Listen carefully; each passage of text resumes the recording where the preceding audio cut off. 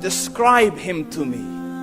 And Muslims, look at the description of your Rasul. And for some, this would be the first time you hear what your Prophet looked like. I saw a man of striking appearance.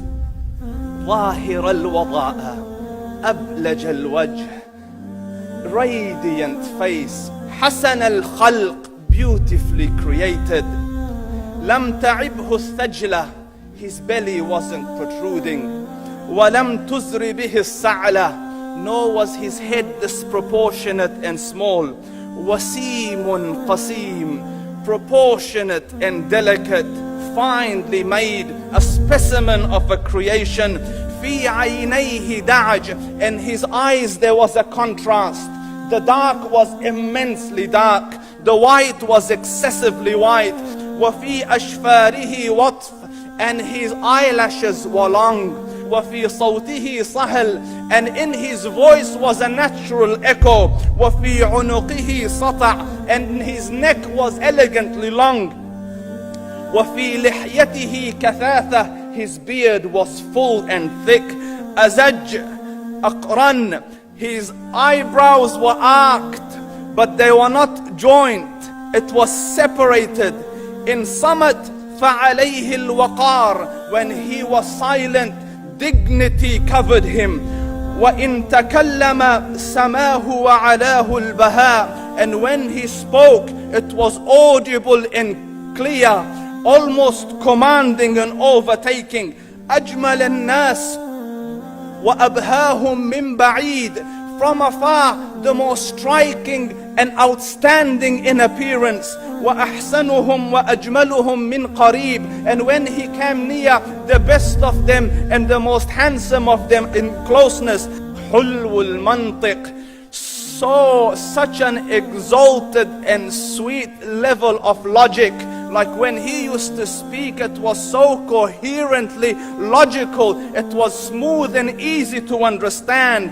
فصل لا نزر ولا هذر, he was to the point, not excessive nor too short. كأن منطقه خرزات نظم يتحدرن, his logic, his utterances, his words were like jewels coming out of a necklace, calculated, polished, one after the other, it would flow magically. ربعة, he was medium in height. Your eye didn't have to strain to look up at him, nor was it tedious to look down at him. He was a comfortable sight to look at.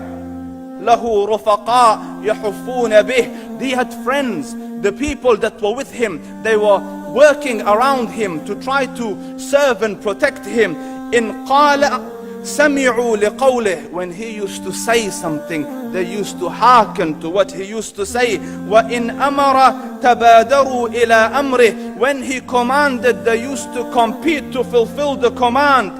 This is Muhammad Rasulullah. This is Muhammad Rasulullah.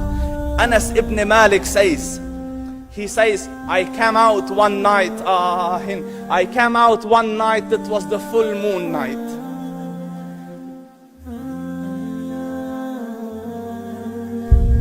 And I looked at the moon, and in the desert, understand, the moon is an awesome sight. It is smooth, it is radiant, it is clear, it is gentle compared to the scorching sun at which they are used to.